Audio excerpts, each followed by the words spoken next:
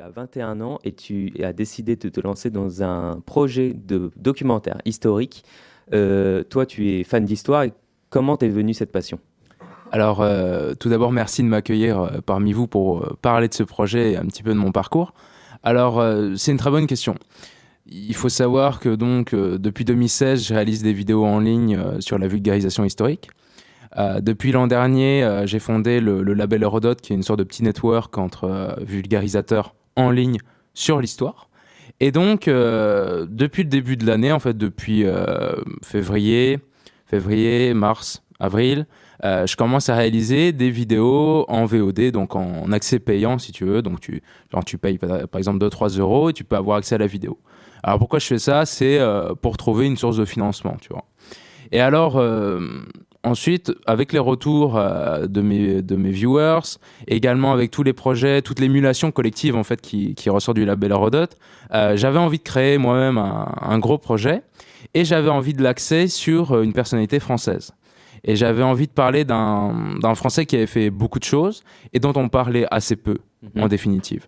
Et donc, c'est comme ça que m'est venue l'idée de parler de Beaumarchais et donc de lancer une récolte de fonds pour financer un documentaire sur sa vie. Justement, tu parles de Beaumarchais. Alors, pourquoi avoir choisi Beaumarchais? Alors, tout d'abord, donc Beaumarchais, en fait, comment je l'ai découvert? Parce que moi-même, originellement, je suis pas spécialement fan de Beaumarchais. Et en fait, c'est l'an passé, j'ai un ami à moi qui a lancé son entreprise, qui commence à me sortir une biographie de Beaumarchais. Et tu vois, il me l'a présenté comme ça, comme sa nouvelle Bible. Et il me dit, ouais, regarde ce personnage incroyable, le mec, il a fait tellement de choses, on en parle très peu. Et du coup, moi, je me suis intéressé à sa vie. Mhm. Et je me suis aperçu qu'en fait, Beaumarchais était une personnalité extrêmement diverse et qui, en fait, nous parlait à tous.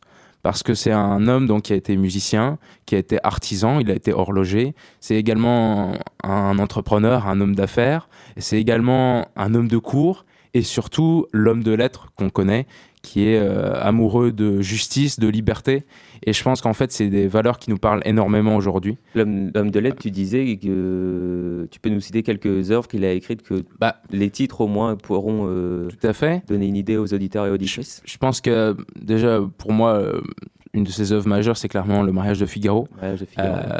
C'est une œuvre, je veux dire, voilà. J'ai eu une interview en juin avec un grand auteur français spécialiste du XVIIIe siècle. Il m'a dit, voilà, c'est une œuvre majeure de la fin du XVIIIe siècle, pas tant uniquement pour son contenu que en fait pour l'émotion qu'elle a créée autour d'elle. Et donc c'est une œuvre qui a d'abord commencé à être interdite par le pouvoir royal, puis ensuite elle va réussir à passer la censure pour finalement devenir un immense succès populaire.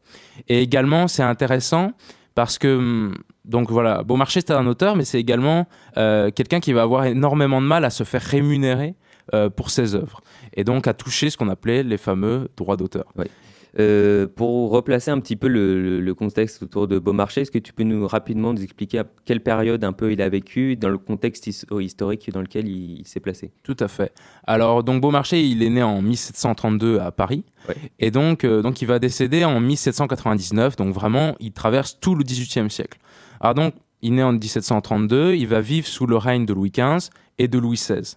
Donc c'est un homme qui vit majoritairement sous l'Ancien Régime, et qui est issu de ce qu'on appelait le tiers-état, donc ce n'est pas un noble. Donc originellement, ce n'est pas quelqu'un qui a une haute position dans la société. Ouais.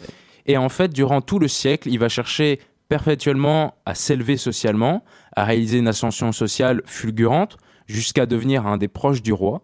Et donc voilà, il évolue dans ce cadre-là. Et alors à la fin de sa vie, c'est intéressant, parce qu'en fait, toute sa vie, Beaumarchais, c'est l'incarnation d'un personnage assez contestataire. Et en fait, à la fin de sa vie, il se retrouve sous la Révolution française. Et alors là, Beaumarchais est vu comme un homme de l'ancien temps. C'est vu comme un homme de l'ancien régime. Et il va tout faire pour réussir à se faire accepter par les nouvelles autorités révolutionnaires. Au niveau de sa vie, je sais qu'il a eu des activités, énormément d'activités professionnelles différentes et qui n'avaient pas forcément de lien entre elles. Sans rentrer trop dans le détail non plus, est-ce que tu peux nous citer quelques activités? Parce que je trouve aussi, et je pense que c'est pourquoi aussi tu l'as choisi, il y a une certaine modernité dans ce personnage. Tout à fait. Donc comme j'ai dit, voilà, c'est quelqu'un qui vient du tiers-état, donc il vient d'une famille d'horlogers. Et donc lui, il commence sa vie en tant qu'artisan. Et donc ce qui va le faire connaître, c'est qu'il va inventer un mécanisme pour les montres à gousset de l'époque. Et donc grâce à ça, il va devenir connu. Et ensuite, il va progressivement monter en grade dans la société, si on peut dire. Mhm. Il va devenir juge. Et ensuite, il va devenir une sorte de courtisan. Et il va progressivement se lancer dans les affaires, c'est-à-dire qu'il va aller réaliser des affaires en Espagne pour le compte de Paris Duvernay, qui est un grand financier de l'époque. Également, Beaumarchais, ça va être l'homme de lettres, ça c'est plutôt sur la seconde partie de sa vie, donc ça va être un auteur prolifique. Et également, ça va être un agent secret, un diplomate, donc un agent du roi qui va être envoyé en Angleterre précisément, et également en Autriche, à chaque fois pour une mission bien précise, qui est de poursuivre des gens qui veulent salir la réputation du roi, et notamment celle de la reine, en produisant ce qu'on appelait à l'époque des libelles, qui étaient en fait des sortes de recueils dans lesquels on écrivait des insanités sur le roi. Mhm. Et donc Beaumarchais était envoyé en tant qu'agent spécial pour détruire ces libelles. Donc voilà, c'est un homme vraiment très divers.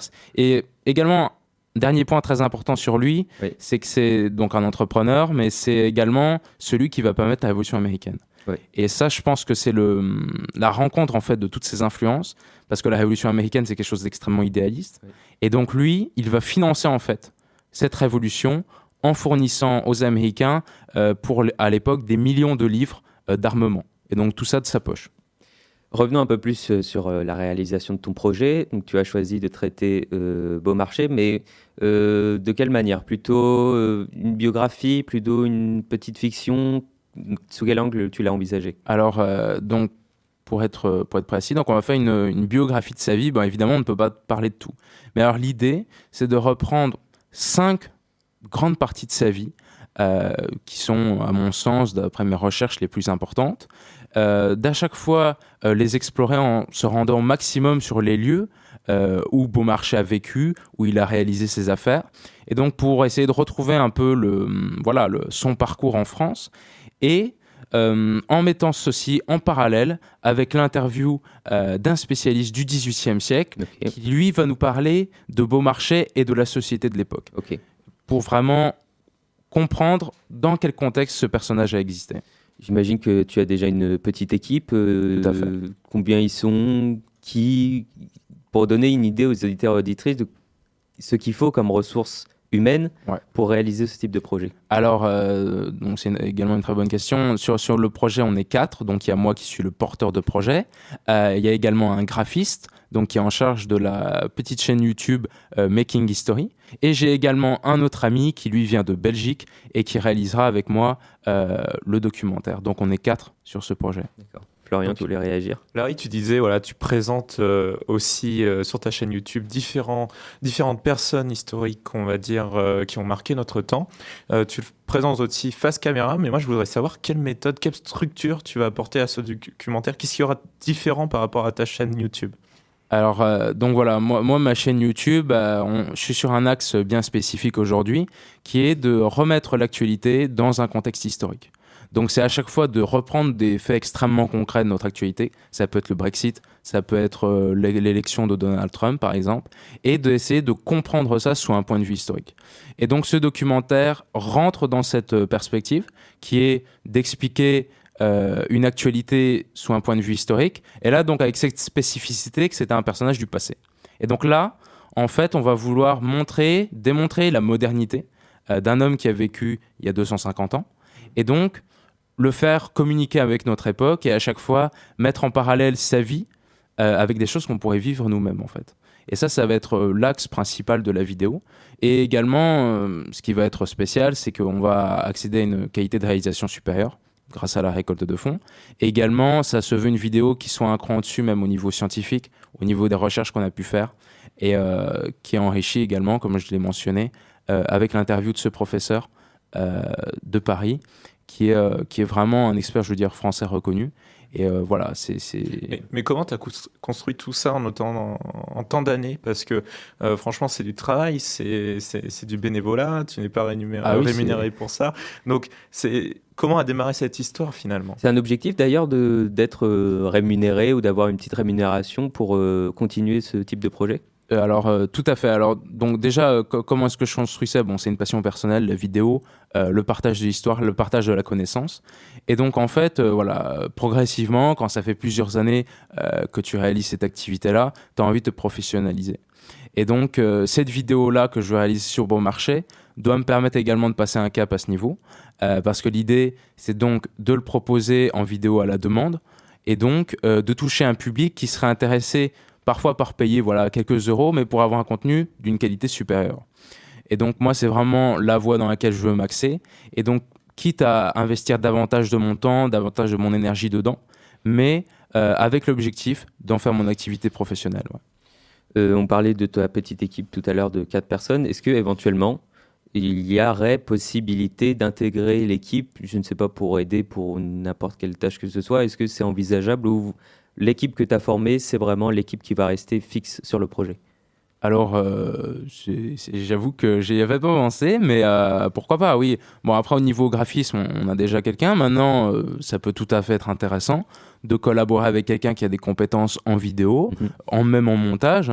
J'ai pas la science infuse, donc quelqu'un qui voudrait collaborer, absolument. Le seul prérequis, c'est d'être passionné par ce qu'on fait. Oui.